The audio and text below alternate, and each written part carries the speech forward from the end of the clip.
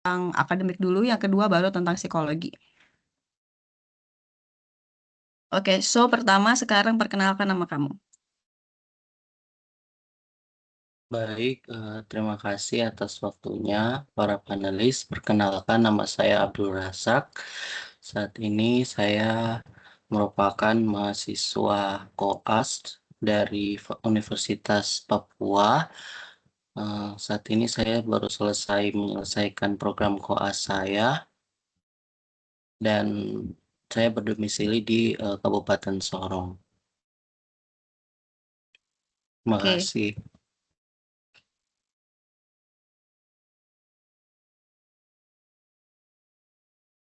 oke, so Abdul Razak, yang pertama kita akan bertanya mengenai akademik kamu. Yang pertama, pertanyaannya adalah mengenai motivasi studi. Kenapa kamu ingin melanjutkan S2?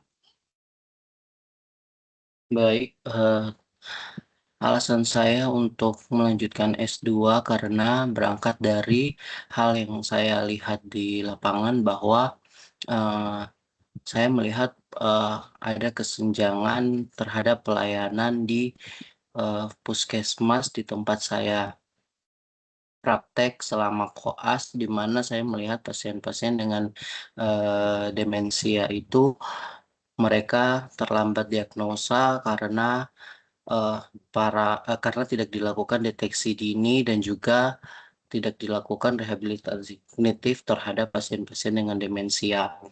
Nah, saya merasa saya butuh keahlian khusus untuk bisa menjawab terhadap menjadi solusi terhadap kesenjangan tersebut sehingga saya memutuskan untuk melanjutkan studi di S2. Oke, kenapa kamu pilih jurusannya yang ini bukan di univ yang lain? Saya mengambil jurusan neuroscience karena di jurusan neuroscience ini eh, terutama di University of Edinburgh itu dia menawarkan jurusan integratif neuroscience yang mana dia membahas ilmu saraf itu bukan hanya saja melihat secara biologikal, tetapi juga dia melihat bagaimana kita memandang penyakit saraf itu dari segi perilaku pasien, dari faktor penuaan yang mempengaruhi otak, dan juga bagaimana eh, pelayanan terhadap pasiennya, terus kemudian bagaimana faktor sosial dan budaya eh, eh, terhadap penyakit-penyakit saraf. Dan saya Nice. memilih Hmm? universitas universitas tersebut karena di universitas tersebut dia memiliki beberapa fasilitas yaitu ada fasilitas ini klinik rolling regeneratif klinik yang mana di situ dia memfasilitasi mahasiswa untuk bisa terjun langsung dalam melakukan uji klinis yang mana seperti kita ketahui bahwa ketika kita terlibat dalam penelitian uji klinis, penelitian kita itu bukan hanya berakhir di atas kertas tetapi bisa langsung diterapkan ke pasien. Terima kasih. Oke.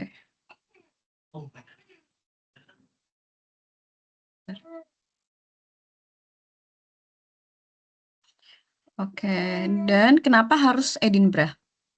Kan menurut aku biasanya kalau kita ngomongin tentang medical school pasti beberapa banyak kasus di Indonesia tuh yang dia tuh ngambilnya pasti yang ke Harvard Medical Schools. Nah, kenapa nggak ke Harvard Medical Schools? Kenapa harus Edinburgh? Baik, saya memilih Edinburgh karena saya melihat dari jurusan yang tersedia.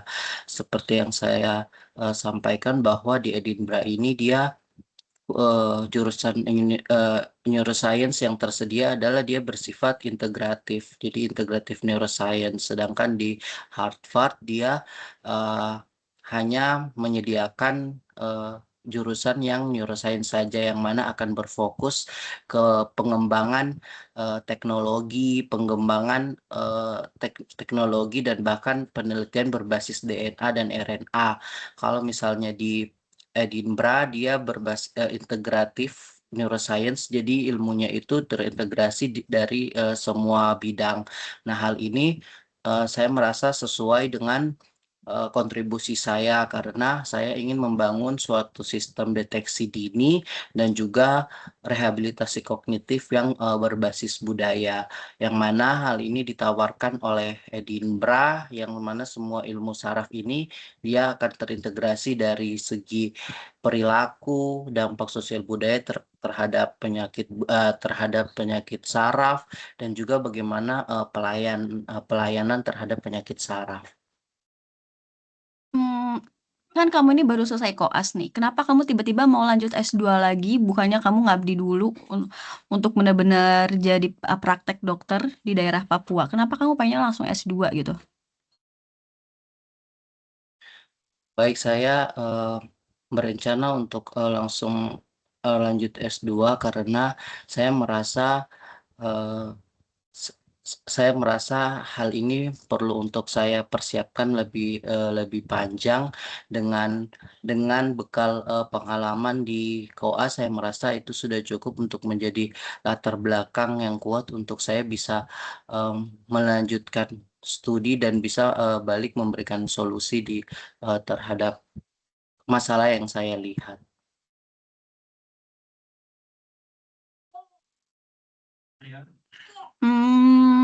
Sebenarnya se separah apa memang kasus demensia di daerah tersebut? Em, Untuk data kejadian demensia di daerah Papua sendiri belum ada data yang secara ilmiah dipublish.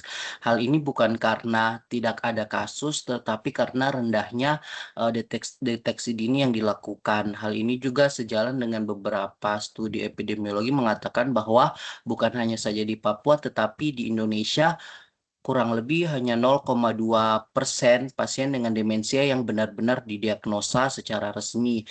Hal ini karena kurangnya deteksi dini yang dilakukan. Berarti sebenarnya kamu juga nggak tahu separah apa di Papua. Terus kalau kamu ngerasa kamu nggak tahu ini separah apa, kenapa kamu mau lanjutin S2? Padahal ya mungkin sebenarnya ini memang eh, tidak terlalu parah gitu loh.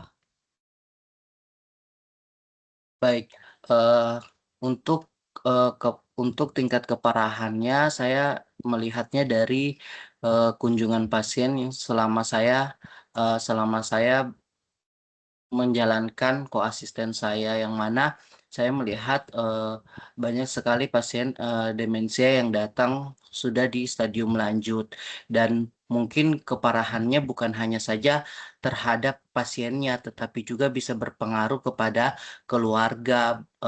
keluarganya, karena keluarga waktu eh, butuh waktu yang banyak untuk merawat pasien tersebut. Jadi mungkin beberapa keluarga bahkan harus berhenti bekerja untuk merawat pasien tersebut. Kemudian kalau pasien-pasien demensia yang saya lihat selama saya praktik itu mereka hanya hanya diberikan obat kemudian selesai tanpa diberikan rehabilitasi kognitif. Namun hal ini dikarenakan kurangnya skill dan pengetahuan para staf di primary care, sehingga tidak dilakukan pelayanan tersebut. Nah, hal ini akan memperparah ketika misalnya kita tidak tidak atasi dari awal. Hal ini akan semakin berdampak buruk bukan hanya kepada pasiennya tetapi juga kepada keluarganya. Oke, I see, I see. Sejauh ini apa kamu udah tahu riset apa yang akan kamu bawa nanti untuk sekolah S2 kamu? Untuk riset yang akan saya bawa adalah saya akan eh, menciptakan suatu sistem deteksi dini dan juga rehabilitasi kognitif yang berbasis budaya, yang mana saya akan menerapkan memasukkan unsur-unsur budaya di setiap rehabilitasi kognitif yang dilakukan, seperti menggunakan ukiran-ukiran adat maupun musik-musik adat dalam melakukan rehabilitasi kognitif, yang mana saya ingin membuktikan apakah memang rehabilitasi kognitif berbasis budaya dan deteksi dini berbasis budaya itu mampu untuk berpengaruh terhadap eh, deteksi demensia dan juga rehabilitasi kognitif pada pasien demensia.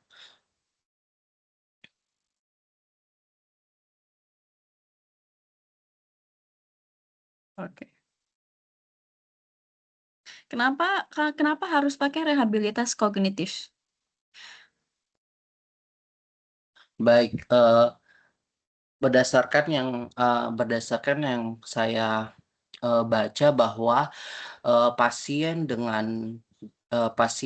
lansia dengan yang sudah memiliki penurunan kognitif, sebenarnya ketika misalnya kita melakukan terapi kognitif lebih dahulu, kita dapat mencegah dia untuk terjun ke eh, untuk mendapatkan demensia, karena penyakit demensia ini dia bersifat reversible atau tidak dapat disembuhkan. Jadi kita menggunakan rehabilitasi kognitif ini, jadi ketika misalnya kita mendeteksi sudah ada penurunan kognitif pada lansia, kita bisa langsung melakukan rehabilitasi kognitif untuk mencegah dia sampai ke tahap yang lebih serius, yaitu demensia.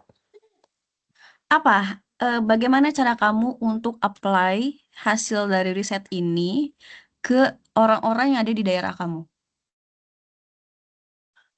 Jadi untuk eh, untuk cara saya bisa menggunakan deteksi dini ini, jadi saya akan membuat suatu form, yang mana di form itu akan berisi eh, pertanyaan-pertanyaan dan juga perintah-perintah yang kita gunakan untuk menilai kognitif dari para responden. Nah, pertanyaan dan perintah-perintah ini akan saya eh, modi- eh, akan saya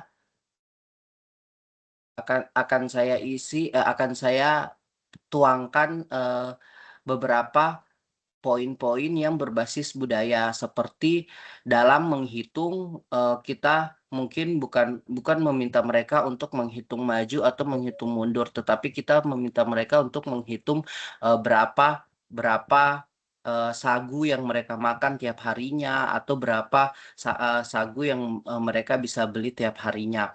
Nah, terus kemudian untuk rehabilitasi kognitif, saya akan memasukkan unsur seperti merajut noken dan juga nyanyian budaya, yang mana nyanyian budaya dan merajut noken ini akan merangsang sirkuit dari otak mereka untuk dipaksa menciptakan suatu neuroplastisitas atau alternatif otak untuk membentuk suatu sinyal-sinyal baru untuk bisa mempertahankan kognitifnya.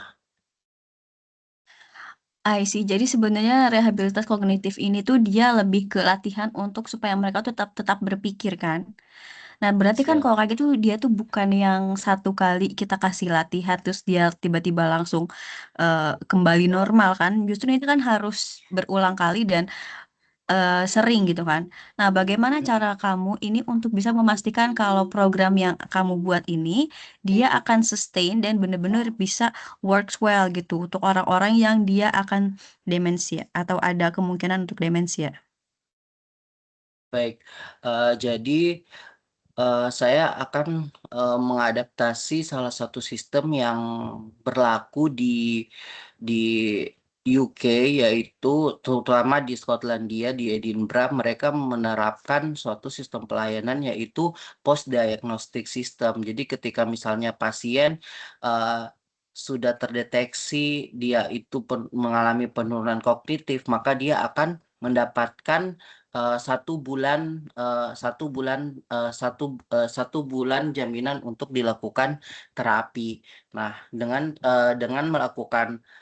mengadaptasi sistem tersebut, saya akan eh, kemungkinan akan melakukan beberapa evaluasi, seperti akan melakukan evaluasi eh, peningkatan kognitifnya sudah sampai di mana pre dan post intervensi.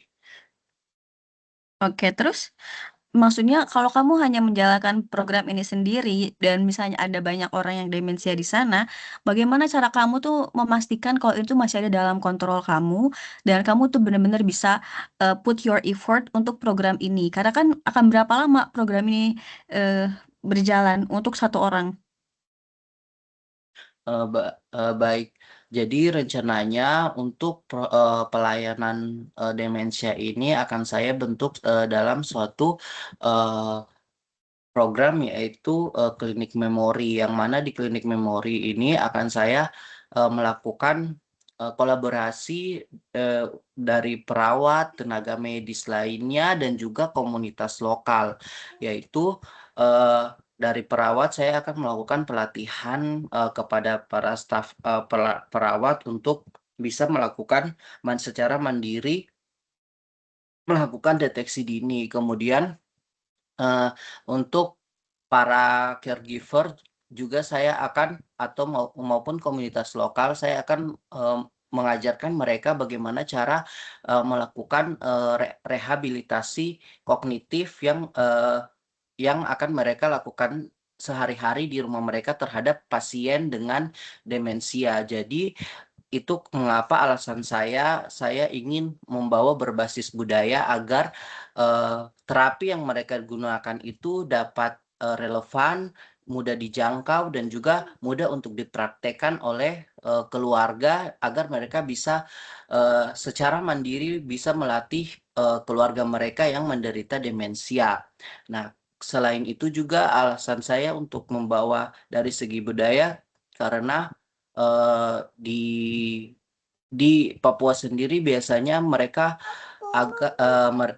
memandang mereka agak terdiskriminasi oleh nakes, karena mereka merasa dihakimi oleh nakes. Dengan membawa unsur budaya, tentunya mereka merasa dirangkul oleh budaya mereka.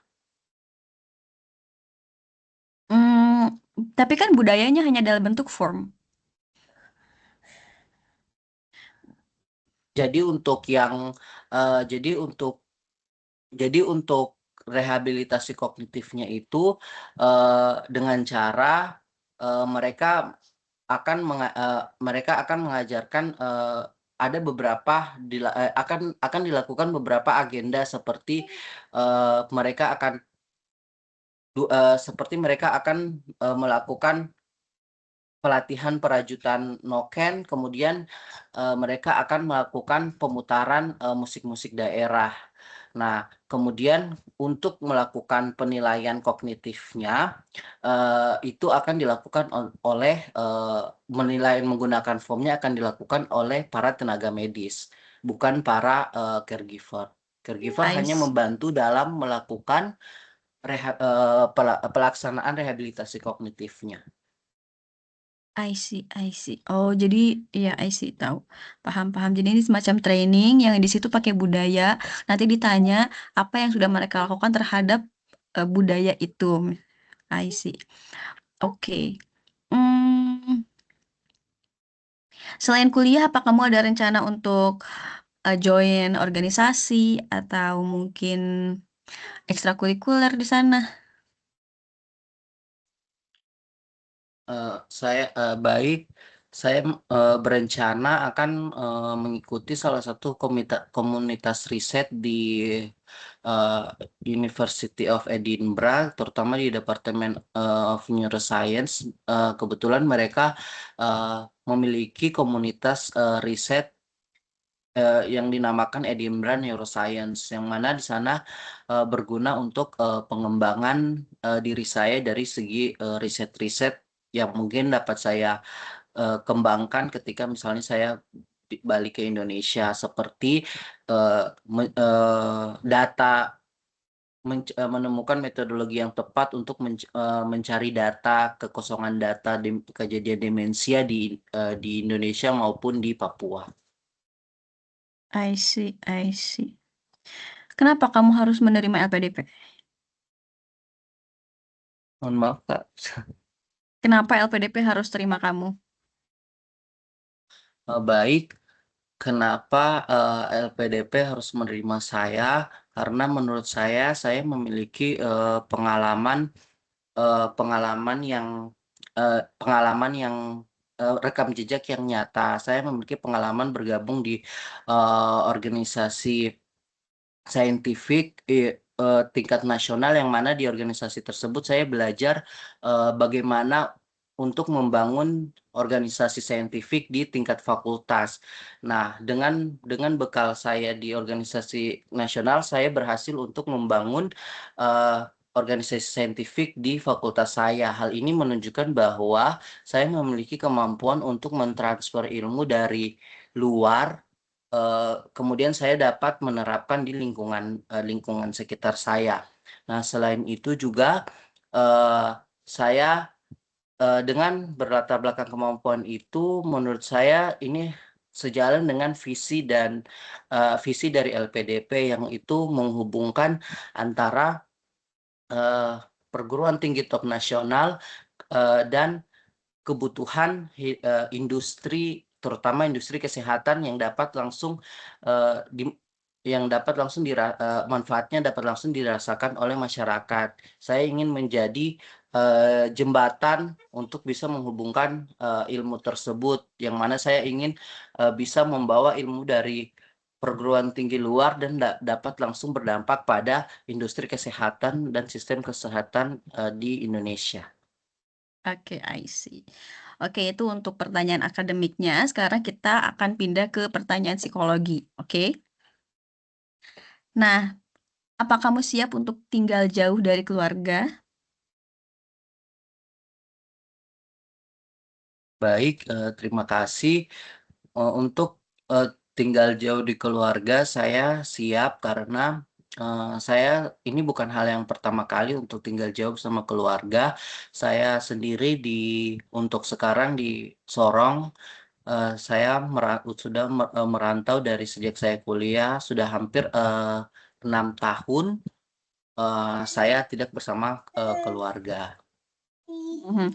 Tapi pengalaman dari orang-orang yang dia tuh kuliah ke luar negeri, misalnya ada 5 orang yang dia tuh sama-sama kuliah ke luar negeri di tempat di univ yang sama, 3 dari mereka tuh biasanya suka datang ke student health karena untuk yang ini specifically mental student health ya, karena memang akan ada semacam mentality gitu loh. Nah, bagaimana cara kamu untuk bisa menyiasati hal tersebut?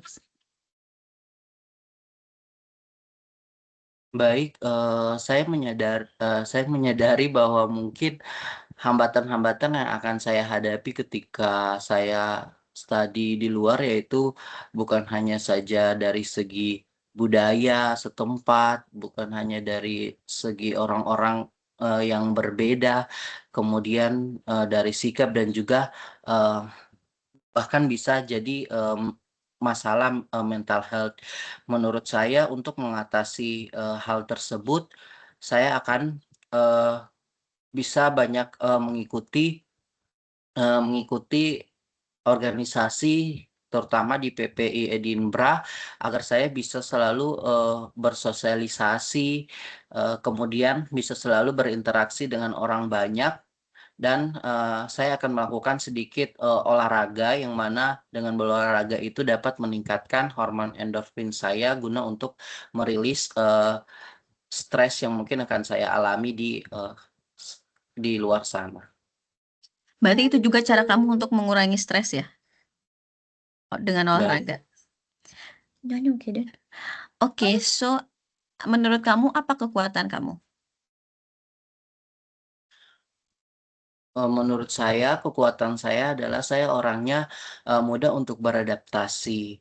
dan mempelajari hal baru. Namun bukan hanya saja beradaptasi, tapi saya juga mampu untuk menerapkan hal baru tersebut di lingkungan sekitar saya. Contohnya seperti yang tadi saya jelaskan bahwa saya memiliki pengalaman untuk bergabung di organisasi tingkat nasional yang mana dari situ saya belajar untuk membangun suatu organisasi ilmiah di fakultas saya.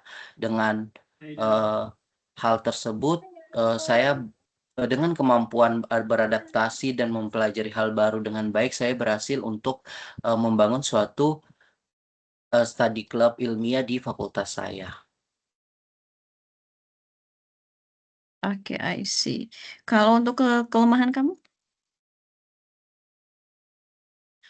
Baik, untuk kelemahan saya merasa saya ini orangnya eh, suka mengerjakan hal-hal semuanya itu sendiri. Hal ini biasanya eh, membuat saya burn out dan terkadang karena kenapa saya memilih untuk mengerjakan sendiri karena saya merasa orang lain tidak bisa mengerjakan sesuai dengan standar yang saya tentukan. Namun saya merasa hal ini sangat tidak baik untuk kepada diri saya sendiri karena akan menimbulkan burnout kepada diri saya. Nah, namun dengan pengalaman berorganisasi dan juga pengalaman riset terakhir saya yang mana riset itu bekerja dalam secara tim, saya belajar bagaimana pentingnya untuk berkolaborasi dengan orang lain agar eh, kita bisa untuk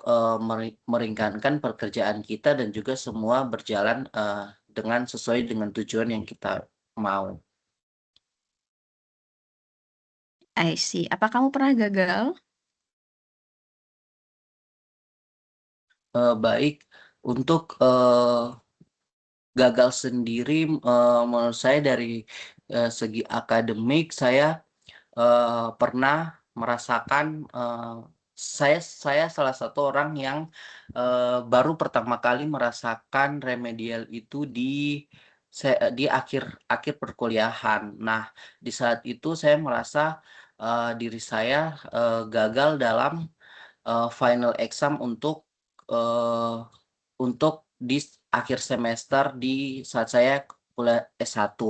Nah, namun pada saat saya gagal itu saya banyak pelajaran yang saya ambil bahwa eh, saya mencoba bertemu dengan pembimbing saya, terus kemudian dia memberi saya pesan bahwa eh, di atas langit itu masih ada langit. Jadi kegagalan yang kamu rasakan itu mungkin bukan akhir dari segalanya dan kamu tidak kamu jangan selalu mau menjadi yang terbaik tetap karena yang di atas yang terbaik itu akan ada yang terbaik. I see. Kalau kamu tidak dapat LPDP, apa yang akan kamu lakukan?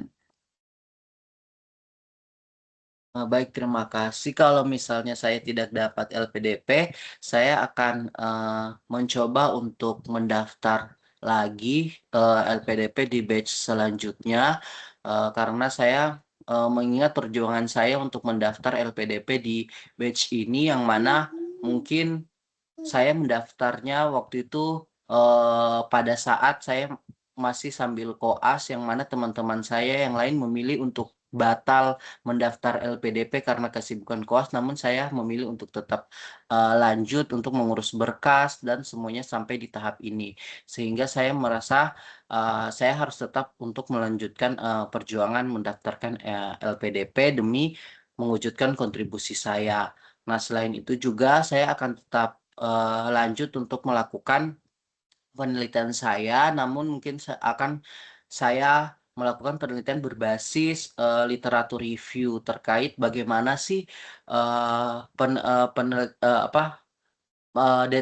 melakukan deteksi dini dan juga bagaimana melakukan eh, rehabilitasi kognitif berbasis budaya, apakah secara literatur atau maupun secara literatur itu bagaimana? Apakah memang hasilnya itu signifikan apa tidak? Oke, so that's all. Kita udah selesai. Yay. Kaiden. Oke, so aku mau ini dulu, mau review ya dari yang pertama. Ketika kamu menjelaskan tentang perkenalan diri, eh, kamu mau menjelaskan, kamu tidak menjelaskan background kamu, tapi kamu cuma bilang sekarang lagi koas, tapi tidak dibilang kalau aku nih mahasiswa kedokteran, terus kamu tuh mau propose jurusan apa dan kenapa harus kenapa LPDP. Jadi di mention sedikit kenapa kamu apply LPDP tahun ini yang pertama. Kedua, ketika ada pertanyaan, kenapa kamu ingin lanjutkan S2 atau ya sorry, apa kekuatan kamu? Nah, yang kayak gitu-gitu tuh jangan lupa untuk pakai teknik STAR. Kenapa harus pakai teknik STAR? Kalau teknik STAR kan dia versi aku ya. Itu kan pertama kita menjelaskan dulu situation ya. Situation seperti apa. Kedua, ada yang bilang T-nya itu task, tapi aku lebih suka dia bilangnya threat karena untuk ngasih tahu kalau ada masalah di situ. Karena kata itu lebih ke storytelling. Jadi benar-benar otak manusia itu kan suka sama masalah ya. Kalau ada masalah baru viral. Nah, untuk benar-benar memancing otak itu supaya mau denger lebih lanjut gitu loh bagaimana ceritanya. Kemudian action yang kamu lakukan itu apa untuk ngasih tahu sebenarnya sejauh apa cara kamu berpikir dan bertindak dan resultnya. Nah, jadi kelihatan banget ada masalah dan resultnya tuh apa. Kayak misalnya kamu bilang aku berhasil membuat study club. Nah, itu seharusnya ditambah juga nih. Ada berapa persen orang yang setuju kalau itu tuh bagus, manfaatnya bagus gitu untuk mereka. Atau di tahun pertama ketika aku membuat study club ada 100 orang yang mana ini merupakan capaian bagus. Nah, jadi ada angka di situ resultnya. Terus awal-awal aku jadi yang interview itu nanti dia itu ada kemungkinan kan ada akademisi sama psikolog ya, which is mereka ini kemungkinan akademisinya itu bukan dari jurusan kedokteran. Jadi sebenarnya dia tuh nggak tahu demensia itu apa, rehabilitasi kognitif itu apa, neuroplasticity itu apa. Nah, itu tuh harus dijelaskan dengan cara yang simple. Jadi mereka itu paham sebenarnya apa. Aku sebagai orang awam ketika mendengar awal itu demensia, rehabilitasi kognitif, awal tuh gak paham, ih apa sih gitu. Nah, jadi biar pesan yang ingin kamu sampaikan itu nyampe ke mereka pakai bahasa yang mereka juga bisa paham. Itu yang kedua. Terus, kenapa ambil jurusan ini? Kamu kan bilang mention ada uji klinis. Nah, itu kamu juga harus bilang tuh uji klinis itu ya bagaimana bagaimana uji klinis ini akan bermanfaat untuk kamu kembali nanti kontribusi. Dan kamu juga ceritakan pakai data misalnya ketika saya sedang koas perharinya saya menerima 5 pasien demensia dan rata-rata 3 dari merekanya itu memang sudah termasuk demensia yang berat dan ini tuh nah jadi benar-benar ceritakan kalau ini tuh udah efeknya parah banget loh dan ini tuh urgent banget harus diselesaikan. Makanya aku butuh sekolah supaya aku tuh tahu ilmunya. Kalau aku tahu ilmunya, aku bisa menangani masalah yang udah serius ini. Jadi dibuat segimana caranya sih masalah ini tuh kelihatannya jadi bener-bener urgent gitu. Karena kan sebenarnya masalahnya tuh urgent ya, cuma cara kita untuk menyampaikan aja. Kalau kita bisa menyampaikan masalah ini urgent ke si interviewer, pasti dia juga akan, oh iya nih bener banget ini sangat bermanfaat ya kontribusinya benar-benar impactful gitu loh. Tapi kalau tidak di-mention kan mereka juga nggak tahu walaupun ya masalahnya memang ada dan urgent. Tapi kalau nggak disampaikan ya gimana caranya mereka tahu kan?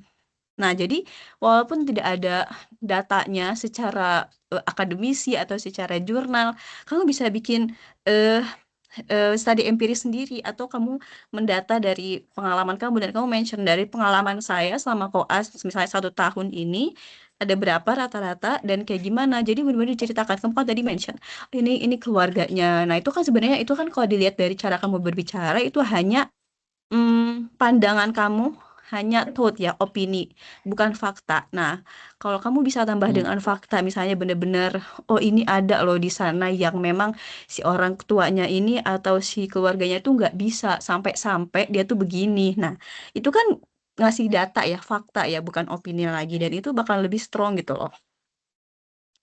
Tuh, lalu, iya.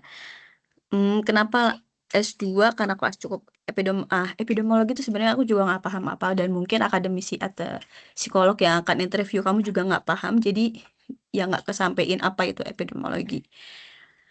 Hmm, banyak sekali. Nah, kamu kan bilangnya banyak sekali itu jadi harus pakai data.